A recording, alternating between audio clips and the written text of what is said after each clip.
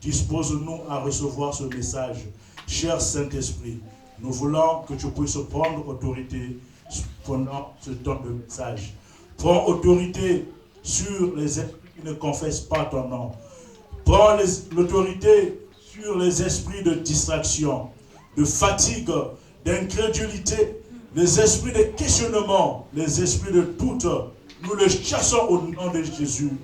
Oh mon Dieu, mon roi, nous nous levons contre toutes les forteresses, les hauteurs, les raisonnements qui se lèvent contre la connaissance de Dieu. Mais nous voulons amener captifs à l'obéissance tous les esprits au nom de Christ. Amen. Amen. Amen. Bien-aimés dans le Seigneur, nous allons lire la parole de Dieu. Nous pouvons rester debout. Une fois de plus, je vais demander votre clémence. Nous allons lire la parole de Dieu. Nous sommes dans le livre de Matthieu, l'évangile selon saint Matthieu. Nous sommes dans l'évangile de Matthieu, le chapitre 7. Nous allons lire à partir du verset 24 jusqu'au verset 27. Matthieu 7, 24 à 27. Ce même passage, nous allons faire une lecture croisée. Ce même passage aussi, nous allons le lire dans Luc 6, 47 jusqu'à 49. Alors, si nous pouvons nous lever tous, nous allons faire une lecture commune.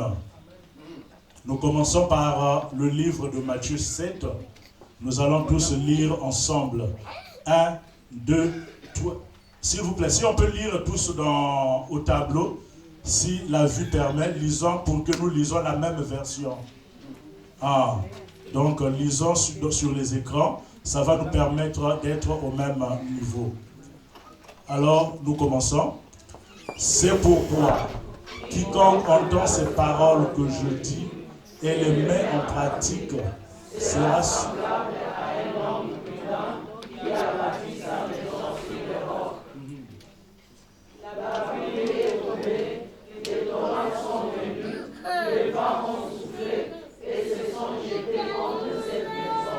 Elle n'est point tombée parce qu'elle était posée sur le roc. Mais quiconque entend ces paroles que je dis et ne les met pas en pratique sera semblable à un homme insensé qui a bâti sa maison sur le sable.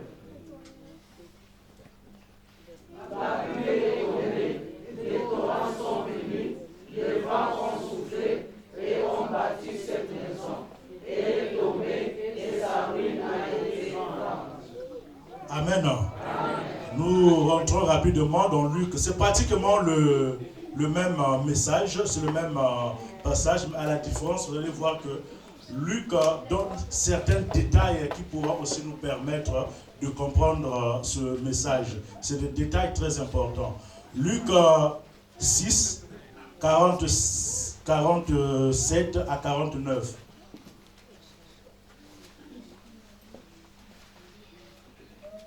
Ok, nous allons. Je vous montrerai à qui est semblable tout homme qui vient à moi, avant ma parole et le met en pratique. Il est semblable à un homme qui va dans une maison, a creusé profondément et a posé le fondement sur le roc. Une inondation est venue et le torrent s'est jeté contre cette maison sans pouvoir l'ébranler parce qu'elle était bien bâtie.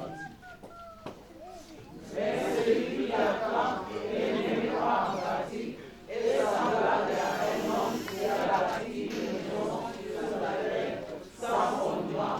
Le torrent s'est jeté contre elle, aussitôt elle est tombée et la ruine de cette maison a été grande. Amen. Amen. Nous pouvons nous asseoir. Bien-aimés dans le Seigneur, ce message, je l'ai intitulé avec comme thème ou titre, comment es-tu en train de construire ta maison? Amen. Amen. okotonga ndako na yo ndenge nini. Lolenge nini okotonga ndako na yo. Bien aimé, ça ce sont les enseignements de Christ. Nous sommes dans les évangiles. Les évangiles souvent retracent la vie de Jésus. Ici, c'est une parabole que le Seigneur a utilisée. Et nous avons, quand nous lisons les évangiles, nous voyons que Jésus a beaucoup utilisé des paraboles pour enseigner. Parabole, c'est vraiment une méthode. Et dans ces paraboles, vous allez lire la plupart des paraboles, ça cadre un peu avec la loi de la dualité. C'est-à-dire la loi de deux choses. Quand on dit le bien et le mal, le jour et la nuit. Vous allez voir, il enseigne sur la parabole de 10 vierges. Il y a 5 qui sont sages, et puis il y a 5 qui sont folles. Il enseigne sur la parabole de 2 chemins. Il y a un chemin qui est étroit, qui amène à la vie, et puis il y a aussi un chemin qui est large. Il va encore plus loin, il nous enseigne sur encore une autre parabole, la parabole du blé et de l'ivraie. Amen. Toutes ces paraboles, quand nous regardons, ça s'adresse à, on a l'impression que ça s'adresse à un groupe de gens qui ont quelque chose de commun. Ce n'est pas des gens qui sont à l'intérieur et des gens qui sont dehors. Mais ce passage que nous venons de lire, c'est le passage de 2 maisons. Donc, dans ce passage, ça suppose qu'il y a 2 personnes qui sont en train de construire leur maison, ou encore qui ont construit leur maison. Parce que, ici, on nous a déjà donné les détails. La première personne, je suis sûr qu'avant la construction, il avait fait l'étude du terrain, il a évalué, il a regardé ce qu'il avait comme moyen pour construire. C'est ce que tous nous faisons, n'est-ce pas? C'est ce que nous faisons. Avant de construire, on fait d'abord un projet, on étudie ce projet. C'est pas ce que nous faisons. C'est ce que nous faisons. Non pas seulement toi qui le fais, mais c'est aussi même une recommandation de Jésus. C'est Jésus qui l'a dit. Avant de construire une tour, assieds-toi, fais des calculs. Regarde si tu vas finir achever cette tour. Ne commence pas quelque chose et dans 2 matins tu es incapable, tu n'as plus assez de moyens. Qu'est-ce que Jésus avait dit? Sinon les gens vont faire quoi? Les gens vont se moquer de toi. Ils vont dire, oh, mais regardez celui-là. Il voulait construire une tour et la tour s'est arrêtée en mi-chemin. Il n'est plus à mesure de construire. Bien-aimé dans le Seigneur, ça c'est Jésus qui le dit. Tu veux construire quelque chose, tu veux faire un projet, tu veux faire quoi que ce soit, assieds-toi d'abord. Réfléchis, raisonne, fais des calculs. Est-ce que tu es à mesure? Je sais que, surtout dans le monde de l'élo, oui, la foi c'est bon, mais ma calcul mathématique 1 plus 1 épaissit 2. Amen. Au tali, ceux qui disent ezali, au sali projet wana. C'est très important parce qu'il y a beaucoup de projets qui échouent. Et Jésus est en train de dire dans Luc, dans un passage dans Luc 14, 28, il dit, les gens vont se moquer de toi. Combien de gens ici en Europe qui ont fait des projets à la hâte? Parce que mon ninga a la conteneur du locos, il n'y a pas que ça du locos. Sans même consulter ta femme, mère peut que tu as ébatté. Au salon, va projet, pesa poteau. Et très souvent, quand ça ne marche pas, oui, et le comme ça là. Quand ok, associé peut m'amater, avant tout moment gars où il s'y mettait. Moi, je reste au ticket la famille à madame. Amen. Alors, bien-aimés dans le Seigneur, donc ces 2 personnes, ils ont fait leur projet. La première personne, il a choisi un endroit. La raison pour laquelle j'ai voulu que nous lisons ces 2 versions, c'est pour voir quand même cette différence. La première personne a bâti sa maison sur le roc. Amen. Et Luc était plus précis parce que Luc disait, cette personne a creusé. Il a creusé profondément et il a mis une fondation. Vous comprenez? Donc, la personne qui est en train de construire, il a creusé. Ce n'est pas sur le sable, mais sur le roc. Le colo à mapanga. Sur des pierres. Donc, c'est difficile. Ce n'était pas facile. Mais c'est un choix qu'il a fait. Je veux revenir là-dessus. je suis en train juste d'énumérer. Alors, donc, cette personne a mis la fondation. Il a certainement façonné des briques, mélange à bien, ciment, sable, bien mesuré, des briques étaient solides. Il a fait l'élévation des murs. Et au milieu des murs, à Salinini, chaînage. Vous voyez bien, non? Au Batonga, d'Afrique, de Tonga, en Afrique. À Sali chaînage pour que Miwana et Zalama Kassi. À la fin, à Sali peut toiture à Makassi. Donc, une maison qui est là solide, debout, bien. Ça, c'est la première personne. C'est celui qui a construit sur le sable. Deuxième personne, lui aussi, elle a construit. Mais elle a construit sur le sable. Contrairement à la première personne qui a construit sur le roc. Il a fait le choix. C'est aussi un choix qu'il a fait. Il a pensé certainement, c'est plus facile de construire sur le sable. Mon salaire que ça la macacité, au salika au timoli moi moquet, au timoi n'a évité ce qui passe à la fondation, puisque on ne nous donne pas de détails ici. Quand il n'y a pas de détails, on suppose que n'a Congo est à la fondation. Amen.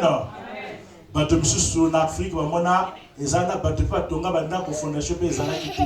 Peut-être makoki ezana ki mingité, batia ki kaka ba brick, makambo ona kolowa ba papa Timothée, ba papa John, ba yebi yango. Amen. Batia ka ba brick après ba matisi ba mur. Au moins on peut vraiment likolope ndakwana eza vraiment vraiment capacité. Voilà l'image dont nous présente la Bible ici de cette deuxième personne qui a construit sur le sable. Cette personne a construit sur le sable. Mais bien aimé dans le Seigneur, comme j'ai dit, c'est une parabole. Parabole ezakaka moyen lokola ya ko transmettre un message. Tant que yoka awa, Jésus est en train de parler de la maison. La maison dont il parle là, il ne s'agit pas vraiment, à vrai dire, des maisons physiques que nous sommes en train de voir, les maisons que nous habitons. Mais Oyo ezakaka lokola image à Pesaki. Ce qui te tali na Psaume 107, la Bible est en train de dire, si l'Éternel bâtit la maison, ceux qui travaillent bâtissent en...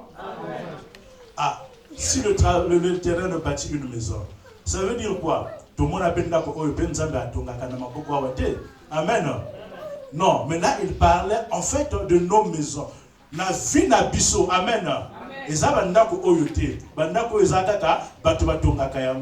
il s'agit de nos corps, de nos vies. Vie na biso. Ni oyo pesaka image yandako. Amen. Si nous lisons Dora, can you project us please? Si nous lisons Psaume 118, là-bas c'est encore plus explicite. Psaume 128, pardon. Psaume 128, 1, 2. Là-bas c'est plus explicite. 128, 1, 2, 8. Nous allons voir que la parole de Dieu est plus explicite. Dora, Psalm 128. 128.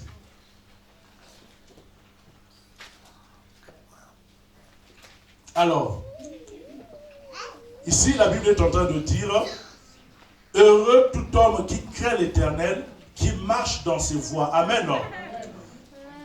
Tout.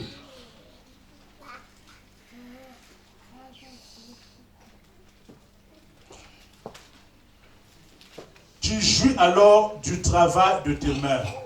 Tu es heureux, tu prospères. Bien-aimés, ici, Psaume nous montre que la maison dont il parlait ici, c'est juste nos vies. Et si nous voyons bien, quand on nous parle de cette personne qui a bâti sur le roc, qui a bâti sur un terrain qui était rocailleux. Nous savons tous que le roc dont on nous parlait en question, la pierre n'est que Jésus. Amen. Donc, la personne qui a bâti sur le sable, non, sur le roc, parlons d'abord de cette personne, il a bâti sa vie sur la parole de Dieu. Ça a été difficile. Ça a été très difficile. Cette personne écoute la parole de Dieu. Cette personne médite la parole de Dieu. Cette personne vient constamment à l'église. Sert le Seigneur. Cette personne sert le Seigneur. Constamment, il vague à ses activités. Il est ici le mercredi, il est ici le vendredi. C'est cette personne, il est aussi ici le dimanche. C'est cette personne dont on est en train de nous parler ici. Et si nous lisons bien la parole de Dieu, je crois que c'est dans Josué 1, 8. Le Seigneur est en train de dire que le livre de loi ne se loigne pas de ta bouche. Médite-la jour et nuit. Amen. Cette personne qui a construit sa maison sur le roc, il est en train de méditer cette parole jour et nuit. La Bible dit quoi? Pour que tu fasses quoi? Pour que tu réussisses dans tes... Ah, là c'est très bien dit. Dans tes entreprises, c'est-à-dire dans tes activités. C'est la parole de Dieu qui peut faire que tu puisses